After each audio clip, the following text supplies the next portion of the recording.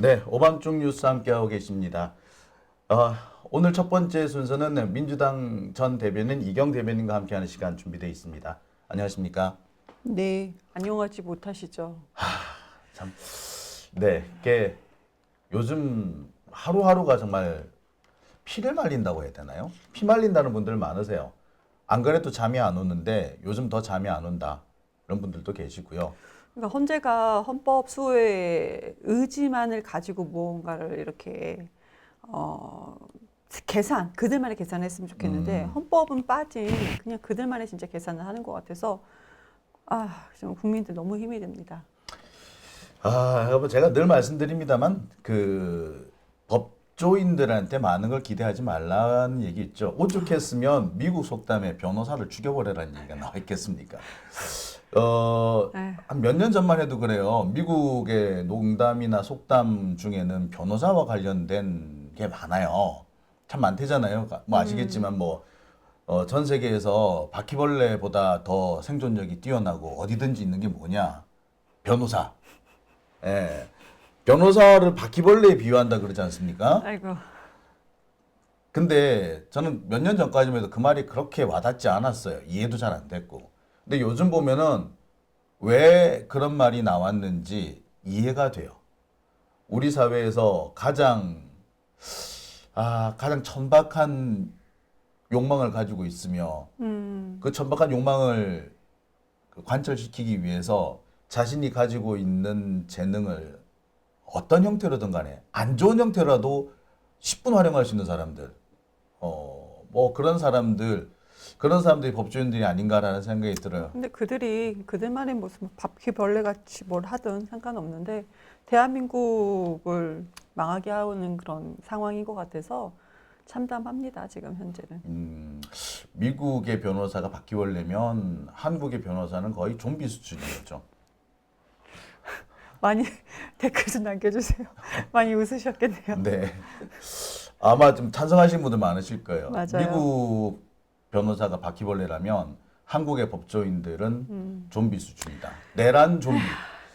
네, 그런 생각이 들어서 오늘 이런저런 얘기를 하게 됐습니다. 네. 여기에 요즘 우리를 열받게 하는 소식이 하나 더 있어요. 아, 그 김건희가 네, 총 쏘라고 했다면서요? 네. 그러니까 지가 영국의 이기붕이야? 아니 김건희가 그 이제 그러니까 2차 체포 영장 집행되는 그 과정에서 그 이제 체포가 되고 나니까 경호처에 막 그렇게 막 뭐라고 막 질책을 했다고 했잖아요. 네. 총 쏘고 내가 총으로 쏴서 이재명 죽고 나도 죽고 싶다. 너희들 왜 그렇게 이거밖에 못하느냐. 그런데 이게 국내 뉴스뿐만이 아니고 영국의 더 타임즈에도 이거 기사가 올라갔어요. 참, 네. 네. 이 기사입니다. 사우스 코리안 퍼스트 레이디라고 그냥 딱 박았어요. 네. 예. Berated guard for not shooting police라고 해서 한국의 영부인이 경찰을 쏘지 않은 경호원들을 질책했다. 네, for not shooting police. 슈팅 폴리스. 폴리스가 슈팅이 아니라요. 네. 슈팅 폴리스예요. 가드가요. 그냥 그 경호원들이 네. 폴리스를 쏘지 않은 거에 대해서 김건희가 질책했다라는 것에 영국의 더 타임즈의 그 타이틀입니다. 타이틀이요. 제가 보고 저도 사실 약간 처음에 눈을 막 비볐어요. 내가 잘못 읽었나? 잘못 읽었나? 근데 사실 제가 이런 얘기를 우리나라에서 권력자니 이런 사람들이 이런 얘기 왜 총 안 쐈냐? 총 줬는데 총은 장난감이냐? 총은 전시물이냐라고 하면 했던 사례가 언제 있었냐면 4.19 때 이기붕이 그랬어요. 그러니까 김건희 얘는 이기붕 고기를 삶아 먹었나 싶기도 하고. 근데 이게 이제 거기에서도 김건희를 갖다가 뭐라고 했냐면 desire to murder라고 그랬어요. 그러니까 살인 욕망자, 살인을 향한 욕망, 살인하고자 하는 욕구 이거를 딱 넣었습니다. 그러니까 이재명 대표 더불어민주당이 이재명 대표를 향해서 살인하고 싶은 그 욕구를 드러냈다라고 하면서 그 표현을 쓰면서 desire to murder 이렇게 써놨습니다. 우리 대한민국 김건희 우리 꼴보기 싫지만 대한민국 영부인이거든요. 그치. 대한민국 영부인이요 지금 살인 욕구자가 된 상태예요. 코리안 퍼스트 레이디라고 돼 있잖아요. 잠깐만요, 너무 끔찍하네요, 진짜. 끔찍하죠. 아유, 진짜로. 정말 화나네요. 이게 전 세계가 다 보았을 텐데 자, 만약에 이 상황에서 헌재가 이상한 결론을 내리게 될 경우는 전 세계에서 한국은 뭐로 보이겠습니까? 그러니까요. 그리고 그런 결론을 내리는 재판관들, 판사들을 글쎄 전 세계는 또 뭐라고 얘기를 할까요? 너무 슬픕니다. 학살자를 풀어준 사람이라고 하지 않겠습니까? 정말 끔찍스러운 것이 제가 몇 번 얘기를 합니다만 그 독일 바이마르 공화국이 독일 바이마르 공화국의 판사들이 히틀러를 풀어준 적이 있어요. 네. 히틀러가 폭동을 일으키는데 미넨 맥조울 폭동이라고 있어요. 네. 그 폭동을 일으켜가지고 붙잡힙니다. 근데 재판을 질질 끌다가 네. 결국에 무슨 뭐 되게 가벼운 형이 선고되는데 실질적으로 거의 형을 복역하지 않고 풀려나요. 히틀러가요? 예, 히틀러가. 네. 그리고 그 뒤에 곧바로 세력을 회복해가지고 오히려 그 폭동을 통해서 지지세를 더 얻는 거예요. 폭동을 통해서요? 예. 지금 그 윤석열을 따지면 서부지법 폭동을 통해서 윤석열 지지자들의 그 세력을 더 얻은 거와 비슷한 그런 사례네요. 거죠. 근데 진짜 그때 있을 수가 만약에 없습니다. 판사들이 폭동을 일으킨 반란을 일으킨 히틀러를 제대로 처벌했었다면 그런 일이 안 생겼던 거죠.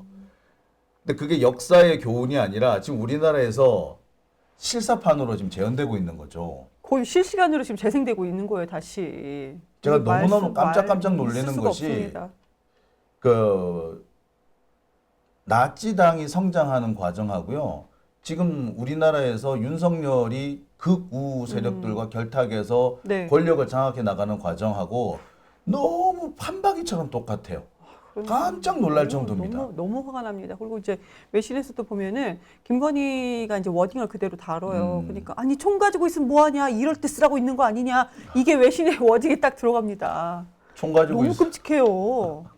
아니 근데 무슨 뭐 히틀러나 나치나 나왔을 때는 영부인이 이러지 않았잖아요. 근데 네. 대한민국에서 영부인이 이렇게 막 자기가 총, 그러니까 murder 뭡니까 이게 desire to murder라고 해서 그래서 너무나도 속상합니다, 진짜로. 지난 신화여관에 얘기했던 아르헨티나의 에바 페론이 네. 그런 얘기를 했었어요. 그래요? 네, 폭동을 왜 진압하지 않느냐고. 폭동이 그들은 이제 국민들이었던 거잖아요. 그렇죠. 진짜. 아유, 정말 너무너무 화가 나고요. 그리고 이제 여기 이 외신에서도 보면은 그 예전에 김건희 씨 그 녹음 7시간 녹음 네. 그것도 한번 다시 거론을 합니다. 그러니까 내가 권력의 실세야. 그리고 윤석열이 당선이 돼도 나는 여전히 권력의 실세야. 이게 여기 기사에 이게 들어갑니다. 외국에서 뭐 얼마나 우리나라를 미개하게 봤을까요? 그리고 뭐 손바닥 왕. 이것도 들어갑니다. 이 기사 내용이 보면은 윤 대통령이 대선 후보 시절에 손바닥에 왕자를 썼던 과거들도 소개를 합니다. 우리가 조금 전에 봤던 영국의 더 타임즈에서요. 김건희가 경호원들한테 왜 경찰을 총으로 쏘지 않았느냐 질책하는 그 타이틀을 넣은 그 기사에 이거 내용들이 들어가고 있습니다. 정말 창피하네요. 네. 정말 우리나라를 미개한 나라로밖에 볼 수 없어요. 하다못해 북한에서도 이설조가 이렇게 설치지는 않아요. 그러니까요. 이거 진짜 윤석열이 탄핵이 되고 내란 혐의로 해서 살인이나 무기징역형을 받아야 되는 거고 그 다음엔 그 진행과 함께 김건희 특검이 진행이 되고 김건희 또 이채영주뿐만 아니라 너무나도 많잖아요. 그러니까 김건희를 우리가 밉다고 해서 무조건 법의 처벌 받으라고 하는 것이 아니고 본인이 위법한 사항에 대해서는 정말로 많은 국민과 똑같이 법의 처벌을 받아야 된다. 너무나 당연한 얘기인데. 그렇죠. 저희가 억지 부리는 것이 아닙니까? 무슨 내피셜을 흘리는 것도 아니고요. 너무나도 당연한 얘기를 하는 겁니다. 여기서 우리가 다시 한번 짚고 넘어갈 수밖에 없는 게 이런 상황이 생기면 네. 법조인들이 제일 먼저 분개해야 되고 제일 먼저 지적을 해야 됩니다. 윤석열이 검사였는데 검사가 이런 짓 하느냐, 검사가 이런 마누라를 그냥 지켜보느냐라고 지적을 한 게 맞거든요. 네. 근데 법조인들이 앞장서서 윤석열 정권을 지켜주려고 한다는 점에서 이게 법조인들이 아닌 거죠. 법조인이 이거는 그냥 법률가라기보다 그냥 이사들은 그냥 그러니까 우리가 지금까지 계엄 관련해서 살인, 총으로 쏴 죽여라, 총을 쏠 수 있냐, 이 연관된 사람이 김건희, 윤석열, 노상원이었어요. 네. 네. 아니 그런데 지금 이런 상황까지 되어 있는데 법조인들 그러니까 지금 우리 헌재를 포함해서 그리고 윤석열과 김건희를 보호하는 일부 검사들을 향해서 당신들 살인 그러니까 살인 동조범이다라고 말할 수밖에 없는 상황입니다. 참 재밌는 게 법조인들이 정말 끼리끼리 노는데 끼리끼리 자기들끼리 이렇게 뒤에서 이렇게 설득을 하잖아요. 그럼 거기 넘어가는 모양이에요. 지금 초반에만 아니, 이런 상황에 넘어간다고요? 넘어간 거예요. 그래서 정신입니까? 어떻게 이런 상황에 넘어가는 거예요? 그 일을 제일 적극적으로 한 사람이 누구냐면 현재로서는 김주현으로 보여요. 김주현 전 민정수석. 예, 현 민정수석이죠. 현 민정수석. 아직도 현 민정수석이네요. 네, 지금 뭐 경찰이고 검찰이고 지금 거기에 이제 검찰과 경찰이 윤석열에 완전히 등을 돌렸다가 서서히 다시 윤석열 쪽으로 다시 돌아가는 그 과정에 보면은 김주현을 빼고선 설명이 안 되는 대목이 너무 많아요. 그러니까요. 안가에 모였을 내란 이후에 안가에 모였을 당시에 김주현도 거기에 들어가 있었잖아요. 그렇죠. 처음엔 김주현 이름이 없었다가 나중에 확인되고 이제 김주현도 거기 같이 있었다. 근데 이제 안가에 모인 사람들은 장관급들만 이렇게 모인 상황이었는데 왜 김주현이 들어가 있었는지 그러니까 가장 적극적으로 하는 사람이다. 그때 그 자리에 모인 사람은 다 탄핵했었어야 돼요.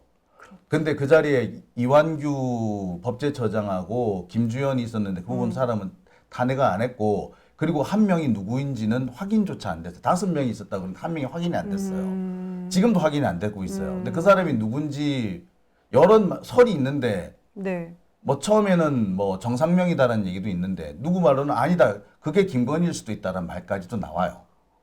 지금 상황으로서는 우리가 그렇게 합리적인 의심을 가질 수 있을 것 같습니다. 그러니까 뭐냐면 거기가 안가가 경호실에서 관리하는데요. 네. 대통령 경호실에서 관리하는 거란 아. 말이야. 근데 대통령 관계자, 그렇죠. 대통령실 관계자나 뭐 그쪽 사람이 없는 자리에서 그 자리를 누가 쓴단 말이야. 말이 안 되는 거죠. 그런데 거기에 밥을 먹으러 갔다? 안가에? 개엄 다음 날에요? 예, 말도 안 되는 얘기를 한 거예요. 밥을 먹으러 갔다고요? 그러니까 그거는 일단 이 사람들은 4명 다 탄핵하는 게 맞았어요.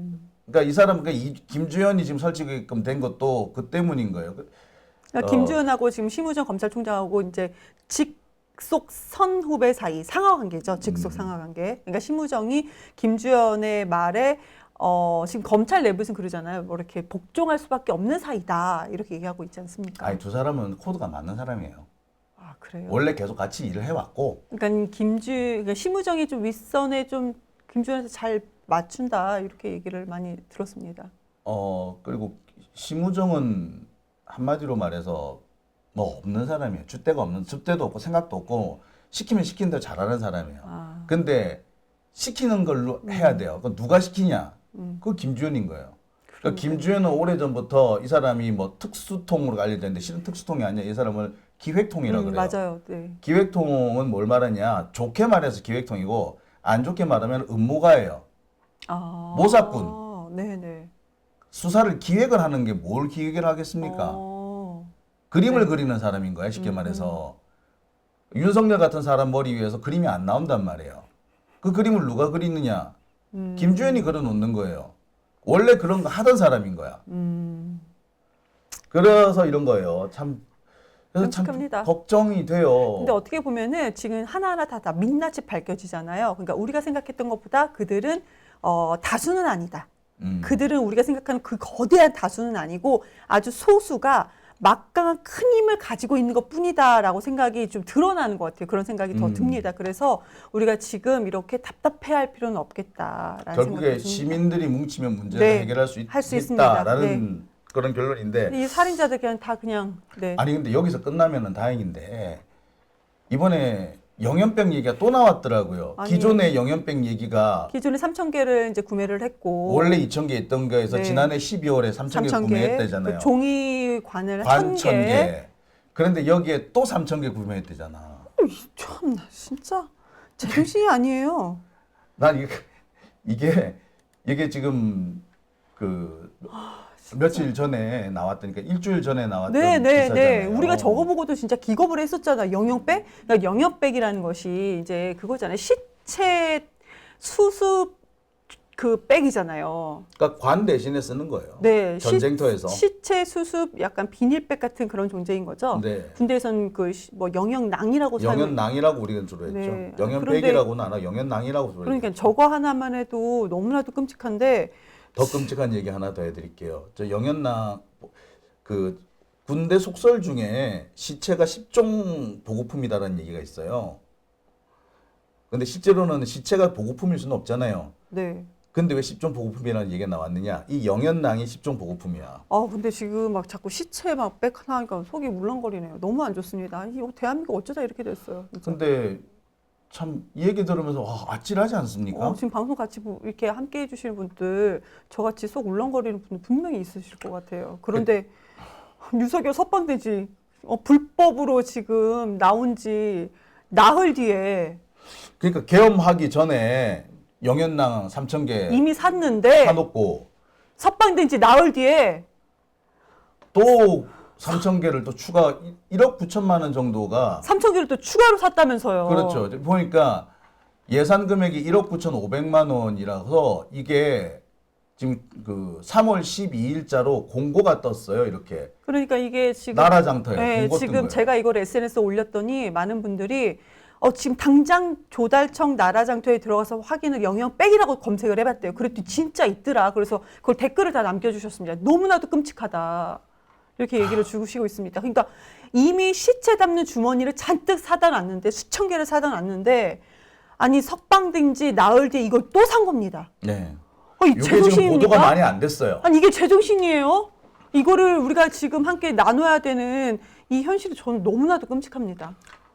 이렇게 되면은 기존에 가지고 있던 거까지 합쳐서 총 10,000개 정도가 되는 거예요. 수량이 10,000개. 아니 시체만 10,000개면요 도대체 그럼 다치신 그러니까 이 과정에서 시체를 10,000개를 만들기 위한 그 과정에서 크게 다치는 우리 국민들은 도대체 몇 명이나 된다는 말이에요. 보통 사상자가 10,000명이 나오면은요, 부상자는 5만 명입니다. 보통 그래요. 그리고,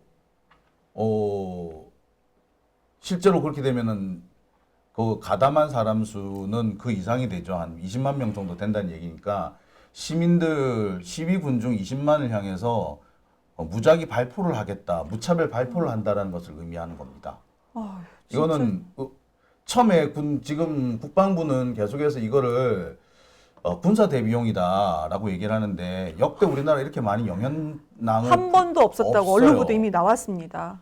저는 그리고 제가 몇 번 뭐 제 방송에서도 한번 말씀드린 적이 있는데 이 영연백은요 군용으로 쓸 때는 이렇게 많이 구매하지 않습니다. 그렇게 구매할 필요가 없어요. 저기 시신은 다 화장을 하거든요. 시신은 다 화장을 하는데 영연낭을 넣고 화장을 못 해요. 시체에 담는 비닐백은 왜 저렇게 많이 사는 거죠, 그러면?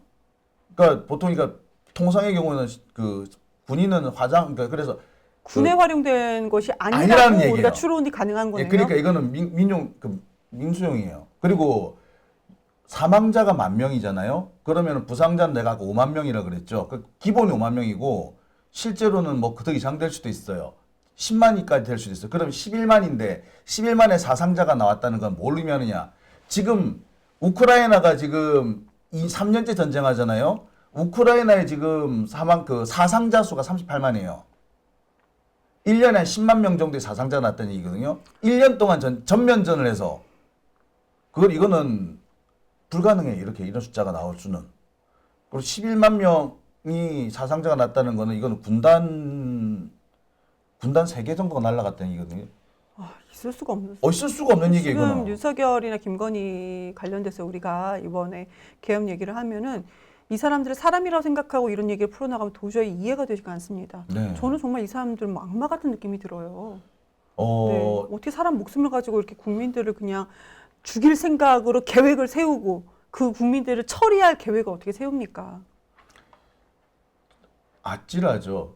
정말 아찔하죠. 근데 지난번에는 2군단에서 했다잖아요. 근데 네, 이번에는 노사원 관련된 그 수첩에 들어 있고 그리고 예. 거기서 실제로 이제 2군단으로 이번에는 국군 재정관리단에서 했답니다.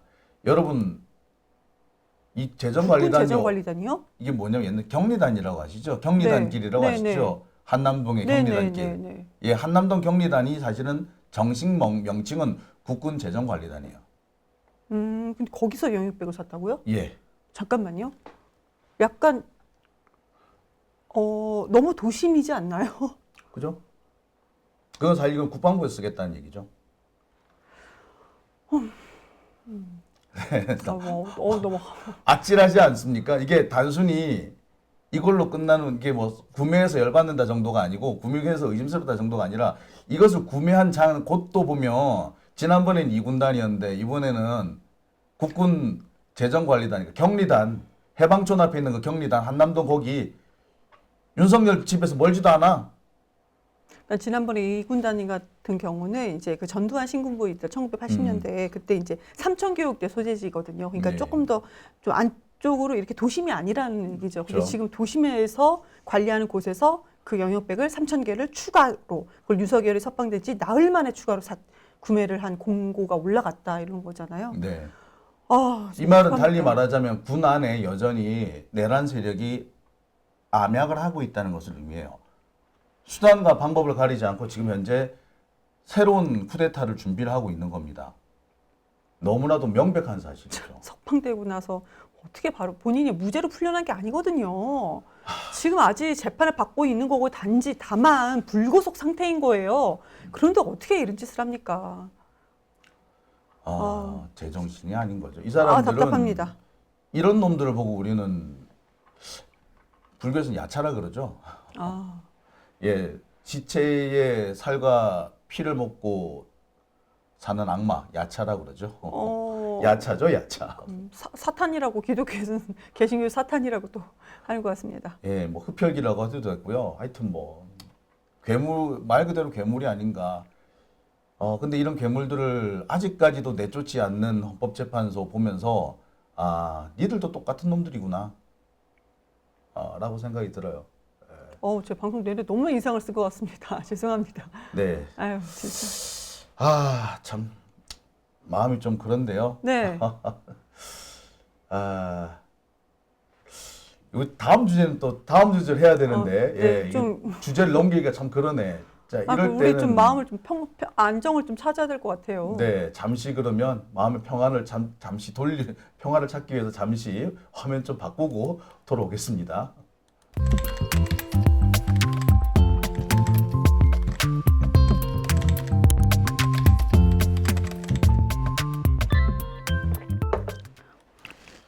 네. 분위기 전환을 했어요. 네. 분위기 전환이 됐는지는 모르겠으나, 네. 두 번째 주제를 한번 다뤄보죠. 두 번째 주제. 이 주제는 조금 그래도 우리가 마음 편하게 흐뭇하게 바라보실 수 있을 것 같습니다. 예, 우리 시민들의 정신 건강을 위해서 네. 약간 가볍지만 그래도 꼭 아셔야 될 만한 내용입니다. 네.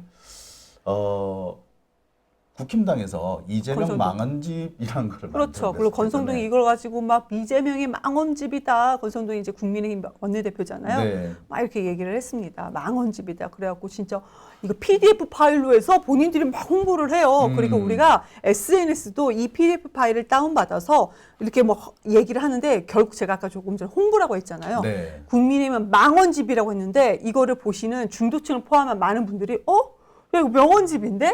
이렇게 된 겁니다. 그래서 민주당 측에서도 권성동한테 땡큐 권성동 네. 이렇게 얘기를 했습니다.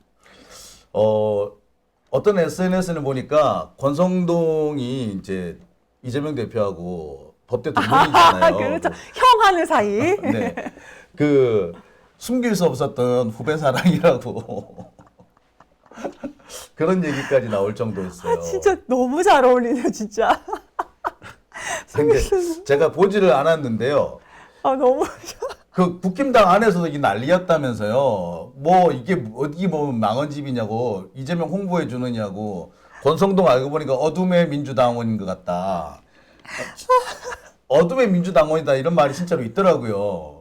도대체 무슨 내용이길래 이런 얘기가 다 나오나요? 아니 이 사람들 무슨 뭐 이재명의 138가지 그림자라고 해서 왜 우리 그 E.L. 제임스 로맨스 소설 그 있잖아. 그 50가지 그림자. 그거를 네. 이제 따서 이렇게 한 것 같아요. 근데 이 50가지 그림자도 시리즈가 1, 2, 3편으로 되어 있는데 이것도 지금 전 세계에 4천만 부 이상 팔린 거거든요. 네. 근데 이 좋은 제목을 그러니까 약간 자극적인 여기 로맨스 소설이에요. 이 자극적인 제목을 따 가지고 이재명의 138가지 그림자라고 해놨어요. 그러니까 이들이 말하는 망언이 138가지라는 거예요. 네. 그런데 도대체 뭐가 들었길래 그런 거예요? 자, 이재명 자, 망원집인데.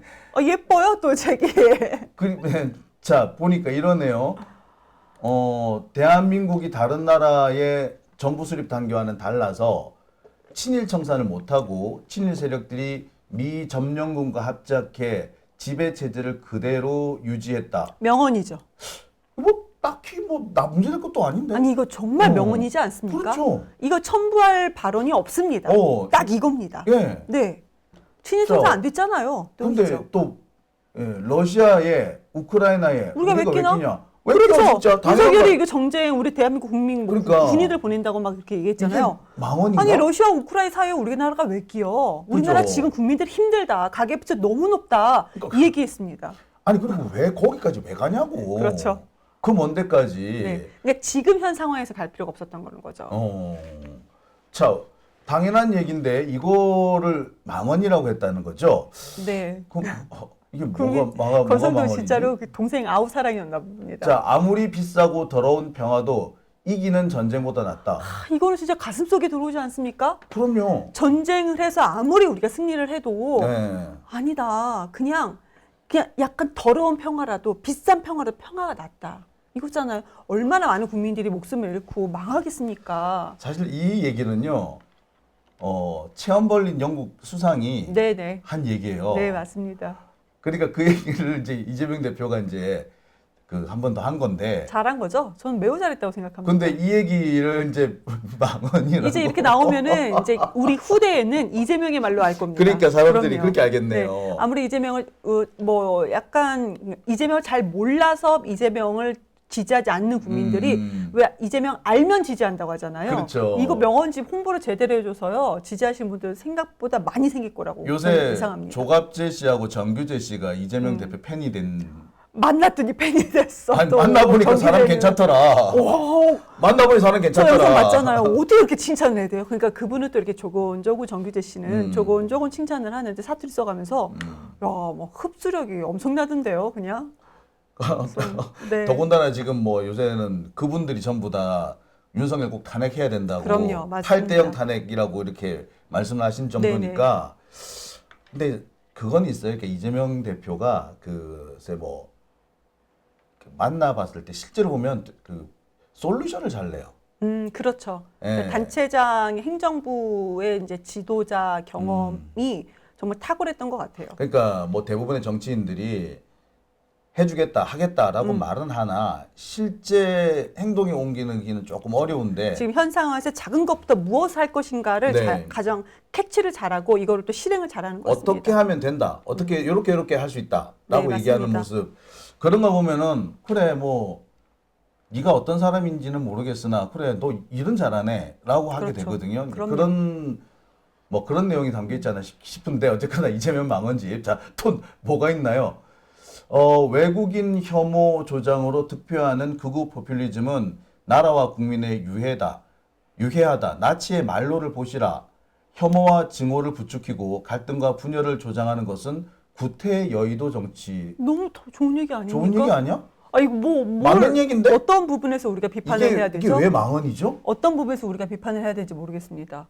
외국인 혐오 이런 건 하지 말라고 분명히 얘기하지 않습니까? 극우 포퓰리즘은 나라와 국민의 유해하다. 그러니까 하지 말아라. 그렇죠. 그러니까 혐오 조장으로 극우 포퓰리즘으로 하지 말아라. 국민한테 안 좋다. 뭐가 문제라는 거지? 근데 모르겠어요. 진짜 모르겠습니다. 자, 다음 얘기 또 들어볼게요. 다음 얘기 또 뭘 또 가지고 음식점 허가 총량제를 운영해 볼까 하는 생각이 있다. 선량한 국가에 의한 선량한 규제는 필요하다. 하도 식당을 열었다가 망하고 해서 마치 개미 지옥과 같다.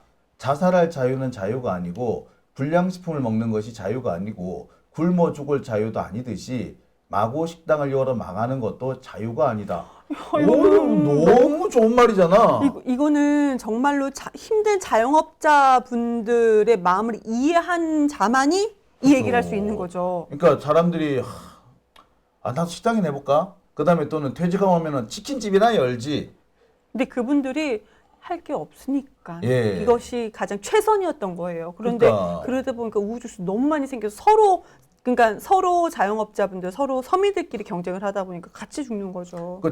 거기에 또 대형 마트, 대기업들이 그러니까. 다 이렇게 골목상권을 침해하고 이렇게 다 와 있기 때문에 너무나도 힘든 상황입니다. 대표적인 사례가 사실은 편의점이에요.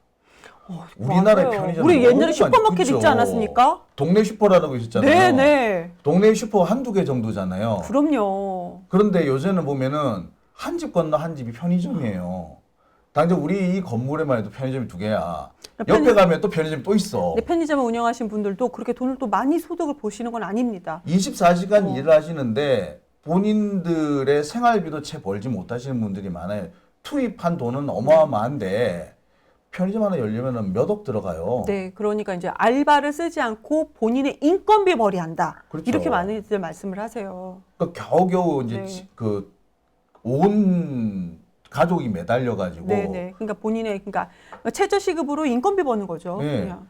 이제 그렇게 할 거면 그렇게 몇 억씩이나 투자를 해야 하느냐 뭐 그런 얘기가 나올 그렇죠. 정도인데 그래서 차라리 그냥 내가 어디 편의점 알바를 하는 게 낫다. 네네. 내가 편의점 주인을 하는 게 아니라 네네. 뭐 그런 얘기를 하는데 그거가 똑같은 게 사실 음식점이거든요. 그러니까 지금 저 생각은 국가 지도자를 생각하는 사람이, 그러니까 앞으로 이제 그런 계획을 가진 사람이 음식점이 너무 많이 생기네, 서민들이 죽어나가네. 그럼 그렇죠. 총량제를 한번 해볼까? 총량제는 어떤 솔루션을 연구하는 과정에서 나왔던 거고, 그렇죠. 그러면은 그 음식점을 다 이제 도전하시려는 분들 사이에서는 또 다른 솔루션이 있겠죠. 거기에 들어가지 그렇죠. 못하는 다른 분들.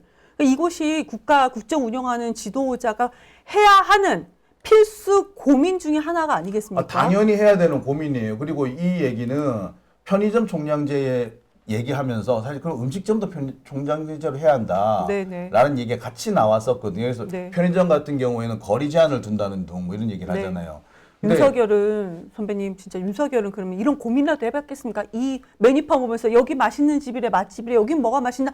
이 사람은 이런 생각밖에 안 한 사람이잖아요. 그러니까 항상 자신이 먹고 사는 거에 생계에 한 번도 걱정을 해보지 않은 사람. 그러니까요. 그러니까 기자들이 뒤에서 사진 찍는데 대통령이라는 사람이, 대통령 후보라는 사람이 메뉴판이라 쳐보고 있고 말이죠. 이게 사진 찍어서 진짜 보도가 되고 너무나도 끔찍합니다. 그러니까 지금 이런 사태가 벌어지는 거 아니겠습니까? 조선시대 전제 군주보다도 못해요. 왜냐? 네, 맞아요. 옛날에 임금님 밥상을 수라상이라고 하잖아요. 네. 수라상에 음식이 하나 올라가잖아요. 그러면 야 이거는 어디서 진상되어 온 거냐 꼭 물어봐요. 임금의 예의예요. 그것도. 오, 네.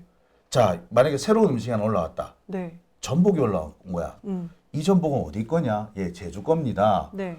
제주도 해녀들은 요즘 물질 잘 하냐? 힘든 거 없대니? 이걸 이렇게 물어봐야 되는 거예요. 네. 그게 예의인 거예요. 인사해야지. 근데 윤석열만 생각하면 이렇게 인상을 쓰고 있으니까. 거기에서 이제 누가 이제 말을 살짝 힌트를 주잖아요. 요즘에 네. 소출이 많이 줄었답니다. 왜 그렇대? 제가 그것까지는 잘 모르고요. 제주 목사한테 한번 물어보시죠. 그래 나 밥 먹고 한번 물어볼게. 요렇게 한다는 게 이게 뭐냐면은 임금이 민정을 살피는 일종의 프로세스였던 거예요. 근데 윤석열은 그걸 안 하는. 그러니까 그걸 요즘 같이 같이 하면은 요새 이 메뉴판을 보기 전에 여기 요즘 매출이 어떻습니까? 좀 불편한 건 없나요? 이게 뻔한 얘기지만 그런 걸 예의로 묻고 들어가야 되는 거예요. 근데 여기 뭐가 맛있어요? 참. 집 밖에 생각 안 하는 거죠. 그러니까 집 밖에 생각 안 하는 거야. 그러니까요. 아버지한테 호소로 맞을 만한 이유가 있었습니다. 그러니까 호수로 안 맞아서 지금 얘가 이런 거야 지금. 아우 열받는데 자 그럼 다음 얘기 넘어가 네. 볼게요. 부동산 정책 얘기도 있네요. 네. 권한을 가진 사람들이 부동산을 많이 보유해 부동산 정책에 자신의 이익을 극대화하기 위해 가격 상승을 부추기고 있다. 고위공직자들은 필수 부동산 외에 주식처럼 백지 신탁 제도를 도입해 다 팔든지 아니면 위탁해서 강제 매각하든지 하는 제도를 만들겠다.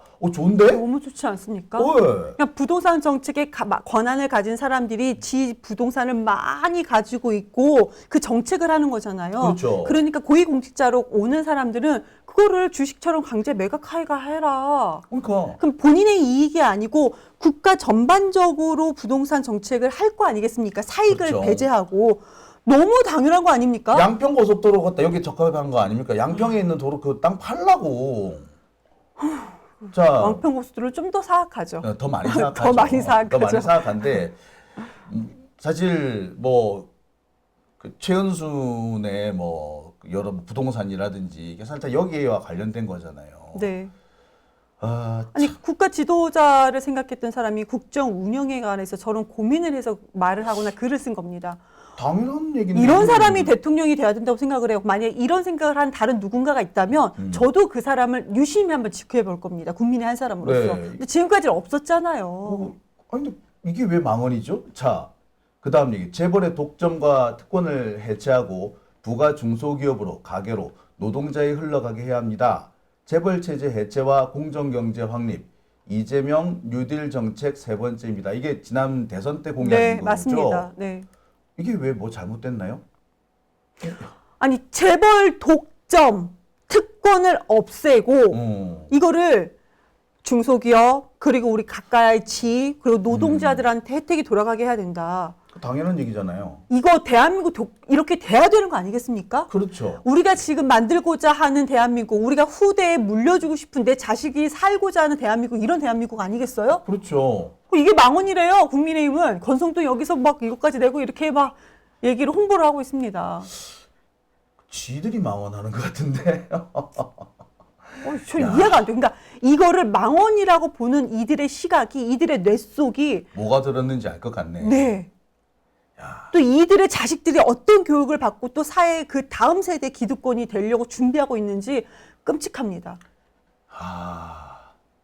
자, 다음은 또 뭘 또 망언이라고 했나? 어떤 명언을 망언이라고 했나? 자, 정당한 파업에 대해서 손해배상, 가압류 소송을 남발해서 노동 3권을 무력화시키는 문제를 이제 바로 잡을 때입니다. 헌법상의 기본권인 노동자들의 단체 행동권을 보장하는 합법파업보장법을 반드시 만들어야 합니다. 너무 필요한 거 아니에요? 당연한 거 아니야? 그러니까 중요한 전제는 정당한 파업이에요. 그렇죠. 근데 우리 지금까지는 이제 파업을 했는데 회사 측에서 그러니까 산출도 할 수 없을 정도 본인들 산출이 안 되는데 무슨 몇십억 본인들이 손해봤다 회사가 손해봤다고 해서 몇 수천억 원을 일단 소송을 네, 걸고 보는 걸잖아요. 거예요. 네. 그 개인 한 사람한테 제가 불교방송 노조위원장 할 때 그 당시 불교방송 국장하고 어느 변호사를 만나러 갔어요. 그 국장은 그때만 해도 저랑 차이가 나쁠 때가 아니라 나름 뭔가 좀 저랑 이렇게 자기가 아는 누군가를 좀 소개시켜줘서 분위기 좋게 만들려고 했던 것 같아. 근데 아마 그 변호사가 분위기를 좀 파악을 못한 거야. 그러면서 노조위원장을 데리고 왔다 그러니까 생각을 어떻게 했냐. 협박하라는 뜻으로 이해한 거예요. 네. 얘가 뭐라는 줄 알아요? 자기가 대뜸 나보고 자기가 노조 파괴 전문가래. 개새끼 진짜.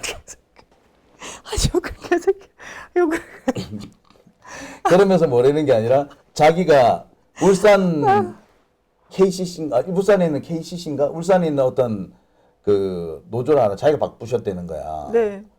그러면서 어느 노조도 지가 부셨고 어느 노조도 지가 부셨고 화려한 얘기를 하는 거야. 전적을. 그러면서 뭐라는 게 아니라 한심해. 부시는 방법 간단하다. 그냥 괜히 노조위원장 시비 걸어가지고 찝쩍거리고 뭔지 알겠다. 그 징계하고 해고하고 하면은 노조가 열받는다. 맞아요. 널 받으면은 그 노조에서 나오는 그 행동을 가지고 문제 삼아 가지고 또 징계를 한다는 거예요. 그럼 파업을 할 수밖에 없는데 그럼 그 파업을 불법으로 몰아가지고 손해배상을 청구하면 된다. 그럼 박살난다. 손해배상 청구한다. 네. 그래서 손해배상 청구도 회사 측에서 산출 내역이 정확하게도 없어요. 그냥 네. 아주 큰 내역으로 무조건 빡 하는 겁니다. 그 임무순 변호사였는데 내가 하도 근데 진짜 도구 베이비가 많네요. 제가 하도 어처구니가 없어가지고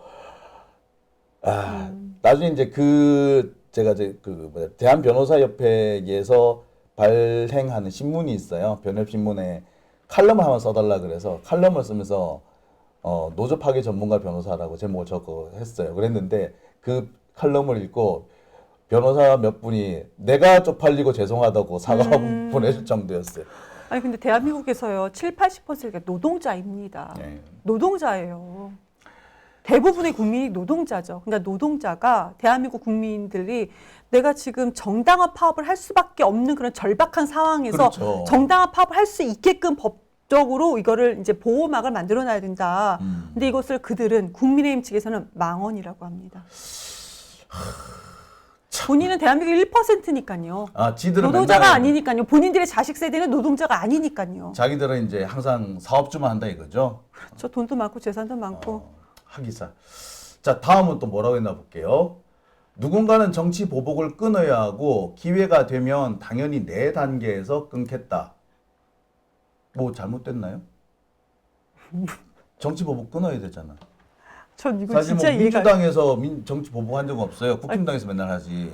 아니 전 이거는 솔직히 적극적인 민주당 지지자분들이 야 이렇게 하면 안 되지 이재명이 그 이제 우리는 보복을 해야지. 왜 그렇게 보복을 맨날 왜 당하기만 하는 거냐? 이러고. 오히려 우리가 뭐라고 할 수 있는데 지금 국민의힘에서는 우리 보복하지 않겠습니다 했더니 그걸 뭐라고 하고 있어 보복하라는 말인가?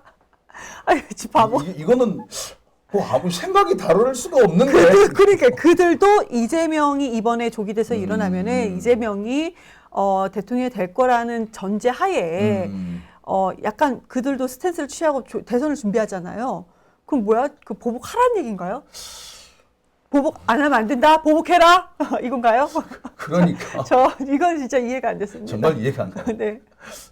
다음 얘기도 이해가 안 가네요. 자, 조선일보는 민주당 경선과 대한민국 대통령 선거에서 손을 떼세요. 떼야지. 지난 대선 당시에 더불어민주당 이제 후보로서 저런 얘기를 했었어요. 네. 조선일보가 이상한 기사를 또 많이 올리기도 했었고, 이거 우리가 바라는 거 아닙니까? 그리고 요 얘기는 그래도 뭐 그들 국민의힘 측에서는 야 이거 망언이다 주장할 수 있으나 저는 아까 보복은 조금 아직도 이해가 안 됩니다. 그리고 조선일보는 민주당 경선에 손 떼라고 한 얘기는 노무현 대통령도 하셨어요. 네. 근데 이게 뭐 지금도 그 노무현 대통령께서 하셨던 그 연설 내용이 명언으로 지금 통하고 있어. 저쪽에서 망언이래요. 야, 예, 그래도 뭐 같은 얘기 하나 더 하셨던 모양이네. 자, 네네. TV조선의 전면전을 시작합니다. TV조선을 반드시 폐간시키고 말겠습니다. 아이고. 명백한 허위 보도에 대해 엄정한 책임을 묻고 민주공화국을 마비시키는 독극물 조작 언론을 반드시 폐간시키겠습니다. 뭐 글쎄 뭐 이거는 우리는 너무나 속 시원한 얘기인데 쟤네들은 당연한 얘기 아닌가요? 쟤네들은 기분 나쁠 수는 있겠는데. 네, 근데 우리 측에서는 당연한 얘기다. 당연한 얘기지. 이 부분, 이 TV조선과 조선일보 폐간에 대해서는 우리는 박수를 치고 니들은 욕하든지 말든지 관심 없다. 관심 없지. I don't care, I don't mind. 근데 조선일보 폐간시키겠다는 얘기는 네. 김건희도 했잖아. 여기 진짜 이재명 명언하는데 어디다가 그 사람을 얘기하십니까? 네. 아유 진짜. 학살 열망자. 예, 참. 아유. 학살 열망 여구나. 예. 여라고 했어요. 니은 안 붙였어요. 네. 자로 해주세요 그냥. 네. 저 같은 여성으로서 좀 기분이 상당히 안 좋습니다.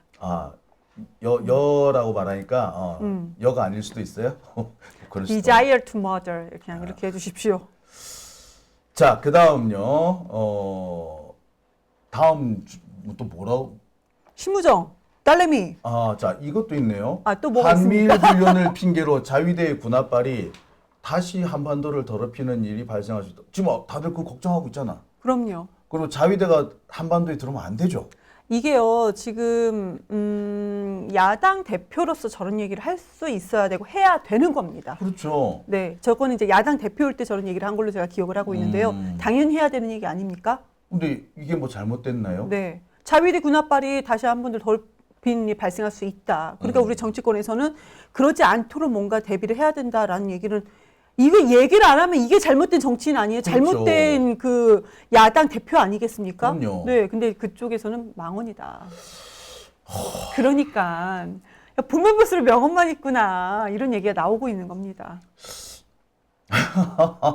예, 이거를 망언이라고 네. 망언집에 넣었다고요? 야, 이거는 일본 친일파 빼고는 글쎄 이거는 왜 토착 왜곡 빼고는 망언이라고 할 수가 없는데 본인들의 정체성을 오히려 드러내는 게 아닌가 싶네요. 참 그러니까요. 참. 맞습니다. 네. 아, 참 재밌네요. 망원집. 그래서 이것 뭐 계속 좀 배포하고 있나요? 네, 지금 PDF 파일로 막 이렇게 번지고 있고요. 그러니까 어. 오히려 망언이라고 했던 것이 뭐 다들 보신 분들이 나는 민주당 지지하지 않고 이재명도 별론데 이거 괜찮은데 명언인데 이런 네. 얘기 댓글이 상당히 많이 붙어 있습니다. 홍보를 해주신 거군요. 아, 그러니까 망언집이 아니고 명언집을 그 권성동이 동생 아우사랑으로 홍보를 해주신 셈이 된 겁니다. 야, 대단합니다. 권성동 땡큐. 땡큐. 다음 주제 넘어갈게요. 다음 주제. 이번엔 심우정 얘기를 좀 해야 될 것 같습니다. 심우정 이제 딸내미 얘기입니다. 근데 이제 가족까지는 건들지 않기로 했잖아요, 우리는. 네. 그런데 이번에 우리가 이제 그동안에 이제 조민 씨라든지 이런 거 관계가 있기 때문에 그들이 니네들이 얼마나 어떤 상황인지 니네들이 권력을 가지고 이거를 어떻게 악용을 하고 너희들 자식들이 이걸 누리게 했는지 우리 이건 얘기를 해야 되지 않겠습니까? 근데 저도 솔직히 조민 씨 전에는 상대방의 이제 저 논평을 쓸 때도요, 자식 얘기는 안 썼어요, 가능하면은.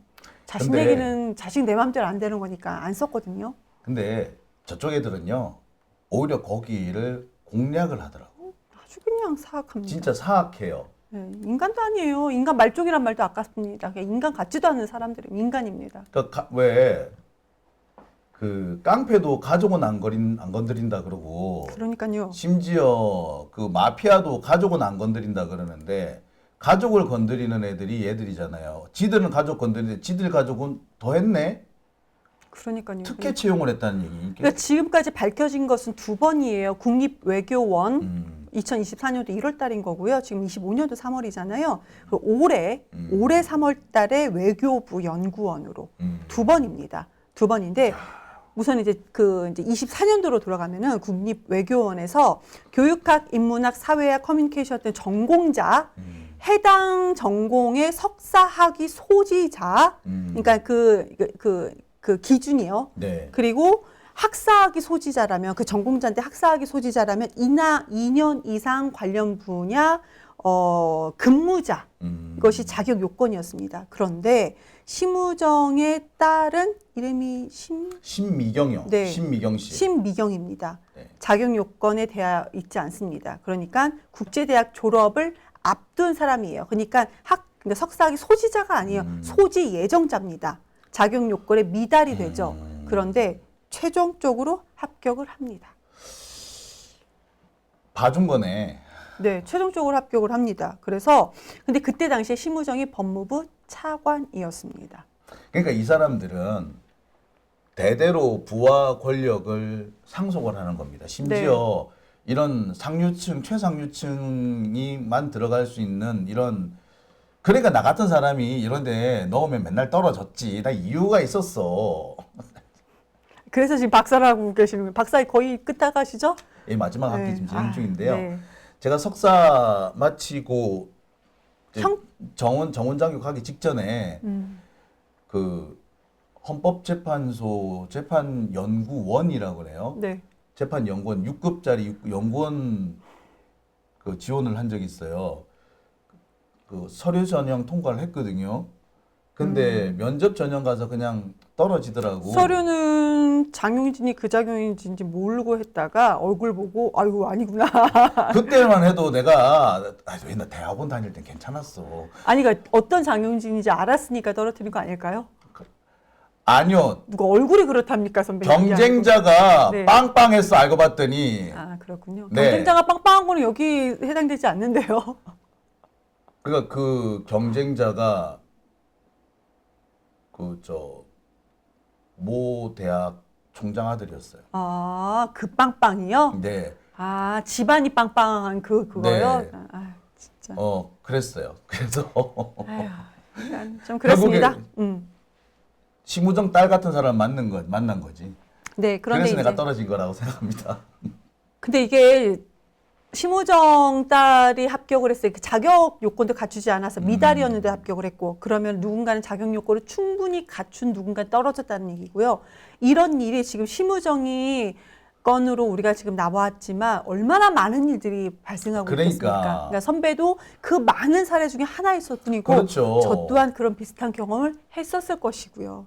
네, 한두 번 그렇죠. 떨어졌겠습니까? 여기저기 했었을 것이고. 네, 근데 또 이제 올해 1월 달에 외교부 연구원입니다. 근데 이거는 더 기가 막힙니다.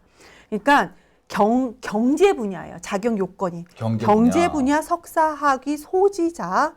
그리고 그런데 자 보세요. 심우정 때 딸내미는 여기 안 넣었었나 봐요. 여기에 전체 면접까지 다 보고 응시자를 모두 불합격을 시킵니다. 네, 그리고 이후에 2월 5일에 2월 5일, 아까는 1월 3일이었잖아요. 네. 2월 5일에 응시 요건을 다시 올립니다. 뭐로 올리냐면 국제 정치 분야 석사학위 소지자. 네, 그리고 해당 분야 경력 2년 이상자. 아까 심우정 딸내미가 관련 분야잖아요. 경제 전공이 아니잖아요. 네. 지금 이제 국제 정치 분야잖아요. 그러니까 심우정 딸내미 아주 맞춤 형식으로 맞춤형으로 한 공고를 달 바꿔줬네. 뒤에 그것도 한 달 뒤에 공고를 했어요. 근데 그 전에 공고했던 사람들은 모두 불합격 처리.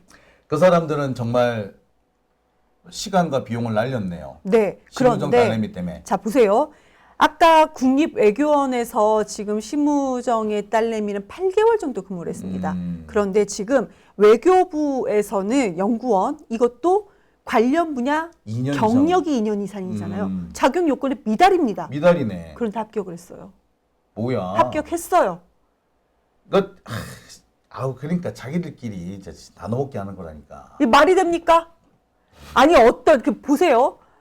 그러니까 자격 요건을 경제 전문가에다가 갑자기 국제 정치로 한 달 뒤에 바꾸고 그 전에 막 면접 보고 한 사람들 다 불합격시키고 말이야. 그러니까 이런 식으로 하면은 심우정 지금 감옥 가야 돼요. 그러니까 심우정이 왜 지금 조국은 감옥 보내고 심우정은 안 가나? 그러니까 그 뇌물 청탁금지법 위반 혐의로 지금 고발당한 상태이잖아요. 네. 검찰 안 또 움직이네. 검찰이 이거 즉각 수사에 착수해야 돼요. 검찰이. 이게 이제 이런 거 하라고 이제 공수처 만들어둔 건데 공수처가 지금 너무 지금 무기력한 상태라 참 그 부분에서 답답하네요. 답답합니다. 그렇지만 정권 교체가 이루어지면 조기 대선이 빨리 이루어지면은